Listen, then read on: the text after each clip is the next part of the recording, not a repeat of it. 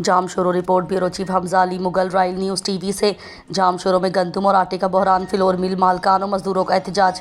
ज़िला जाम शोरों में गंदम की सरकारी तकसीम के इंतज़ामी बहरान की वजह से आटे का शदीद बहरान पैदा हो गया है।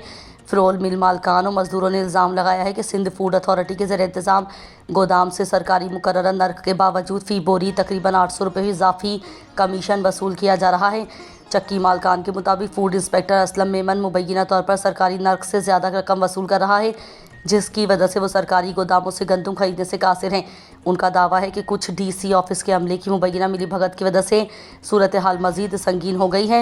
एहतजाज करने वाले वो फ्लोर मिल मालकान, जिनमें मुख्तियार चांडियो, असलम टालानी, वसीम लाशारी और जीशान मक्सी शामिल हैं, ने कहा कि गंदम महंगी मिलने और चक्की कोटा ना मिलने की वजह से जाम शोरों कोटरी में कई आटा चक्कियों और फ्लोर मिल्स के दरवाजे बंद हो गए हैं। उनके मुताबिक चक्कियों में काम करने वाले मजदूर बेरोज़गार हो गए हैं और रमज़ान मुबारक के दौरान शहरी आटा महंगा और बाज़ मुकामात पर दस्तियाब नहीं मिल रहा। एहतजाज करने वालों ने मज़ीद कहा कि जब वो गंदम खरीदने के लिए गोदामों पर जाते हैं तो गोदाम बंद मिलते हैं, जिसकी वजह से शहर में आटे की कमी बढ़ गई है।